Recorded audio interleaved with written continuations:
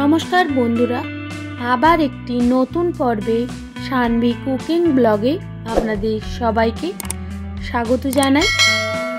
আজকে আমি সম্পূর্ণ নিরামিষ পদ্ধতিতে সয়াবিন আর ছোলার ডাল দিয়ে একটি দারুণ সুস্বাদু রেসিপি আপনাদের সঙ্গে শেয়ার করব। আশা করি আজকের রেসিপি আপনাদের ভালো লাগবে। তো চলুন এবার আজকে রান্নাটি শুরু করা যাক। সয়াবিন আর ছোলার ডাল দিয়ে আজকের রেসিপি বানানোর জন্য এখানে আমি 200 গ্রাম সয়াবিন নিয়েছি। এবার সয়াবিনগুলো সেদ্ধ করে নিতে হবে। এই জন্য আমি একটা কড়াই আগে থেকেই জল গরম বসিয়ে রেখেছিলাম। এবার সয়াবিনগুলো দিয়ে 2 থেকে 3 মিনিট সেদ্ধ করে নিতে হবে।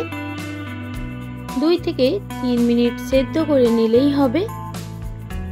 এবার স্বাদ মতো নুন দিয়ে সয়াবিনগুলো খুব ভালোভাবে সেদ্ধ করে নেব।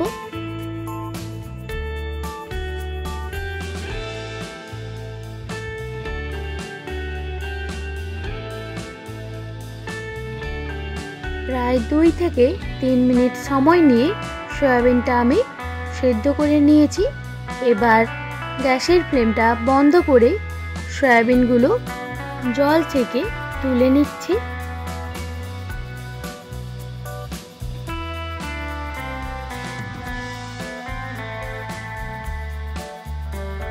এবার সয়াবিনগুলো ভালোভাবে ধুয়ে নিতে হবে, তাই জন্য দিয়ে দিলাম পর্যাপ্ত পরিমাণে জল। এবার সয়াবিন থেকে হাত দিয়ে এইভাবে চেপে চেপে জল বের করে নিতে হবে।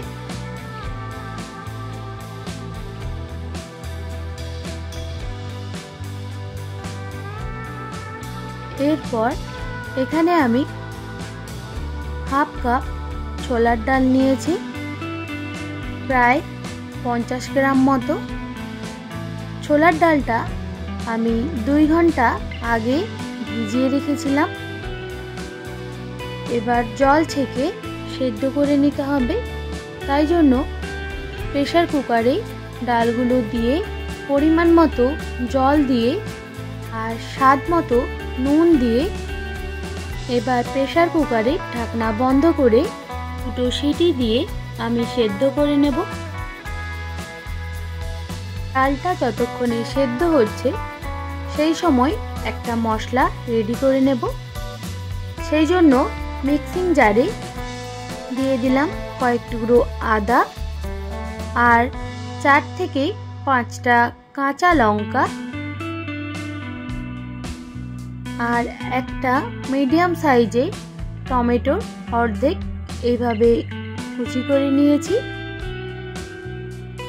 আর দিয়ে দেব 1 চামচ গোটা জিরে আর হাফ চামচ গোটা ধনে। আর দিয়ে দেব স্বাদ মতো নুন আর পরিমাণ মতো জল দিয়ে এটা একটা মিহি পেস্ট বানিয়ে নিতে হবে।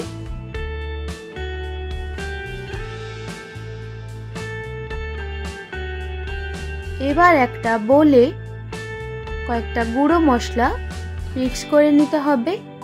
সেই জন্য দিয়ে দিলাম হাফ চামচ হলুদ গুঁড়ো আর হাফ চামচ কাশ্মীরি লঙ্কার গুঁড়ো আর একদম সামান্য পরিমাণে লাল লঙ্কার গুঁড়ো। যেহেতু আমি কাঁচা লঙ্কা ইউজ করেছি সেই জন্য গুঁড়ো লঙ্কাটা একদম কমই দিলাম। আর দিয়ে দিলাম পরিমাণ মতো জল।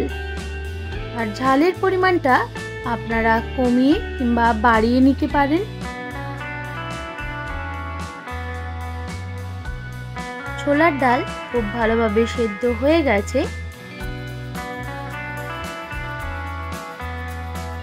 ঠিক এইরকম সেদ্ধ করে নিলেই হবে।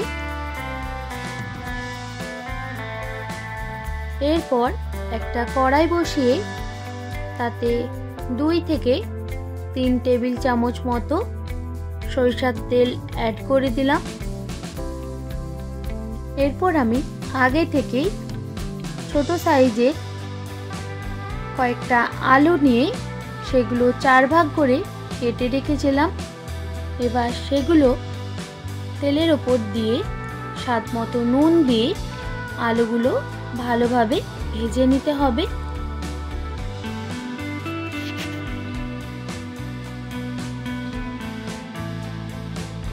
আমি এখানে 3 থেকে 4 মিনিট সময় নিয়ে আলুগুলো খুব ভালোভাবে ভেজে নিয়েছি। এবার আলুগুলো তুলে নিচ্ছি।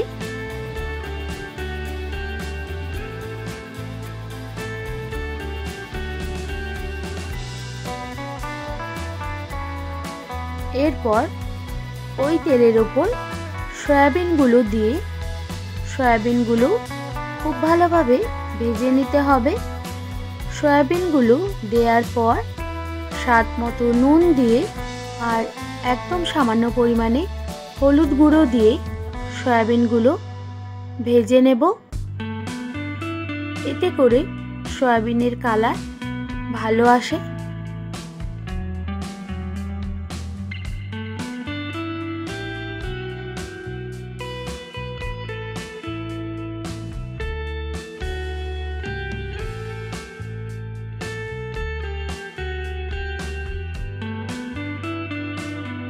সয়াবিনগুলো ভাজা হয়ে গেছে, এবার তুলে নিচ্ছি।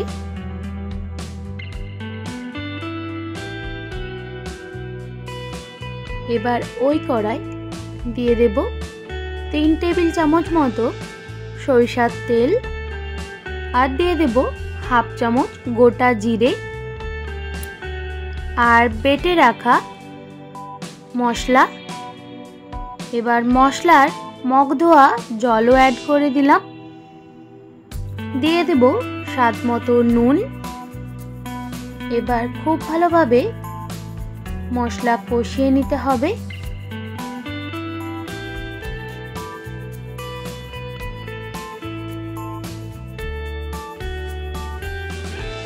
দু মিনিট মতো মশলা কষিয়ে নেওয়ার পর এবার বাটিতে যে হলুদ গুঁড়ো লঙ্কা গুঁড়ো পেস্টটা বানিয়ে রেখেছিলাম সেটাও মশলার সঙ্গে মিক্স করে ভালোভাবে মশলা কষিয়ে নিতে হবে।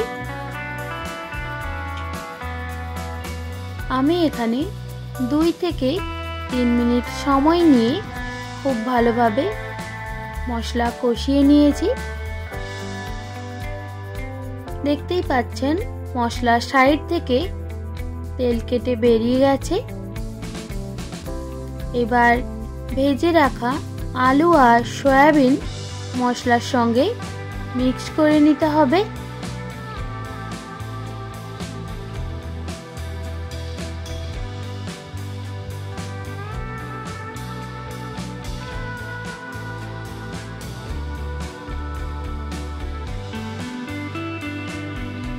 ভালোভাবে মিক্স করে নেওয়া হয়ে গেছে। এরপর দিয়ে দেব সেদ্ধ করে রাখা ছোলার ডাল।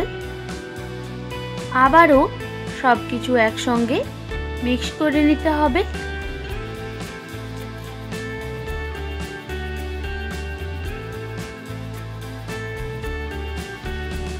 মিক্স করা হয়ে গেলে অ্যাড করে দেব পরিমাণ মতো জল। জলের পরিমাণটা আপনারা একটু বুঝে দিয়ে দেবেন। কেমন গ্রেভি রাখতে চান সেই বুঝে জলের পরিমাণটা কমিয়ে কিংবা বাড়িয়ে নিতে পারেন।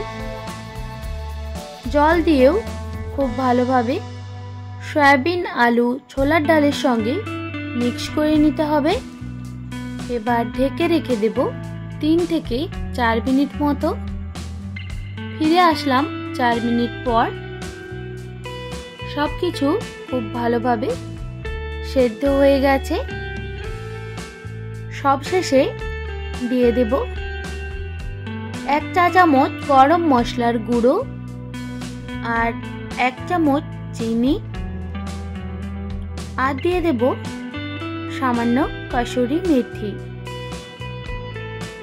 আর এখানে বলে রাখি, চিনিটা যদি আপনাদের অপছন্দের হয় তাহলে স্কিপও করে দিতে পারেন।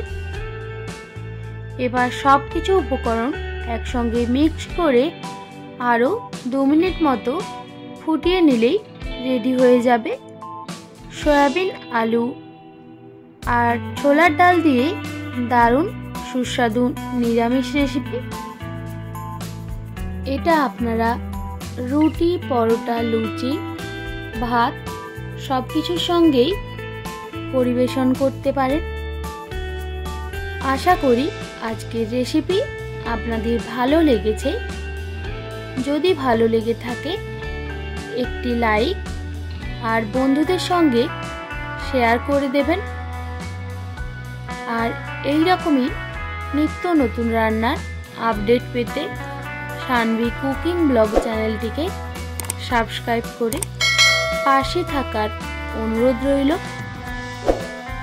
আর আপনারা সবাই ভালো থাকবেন, সুস্থ থাকবেন।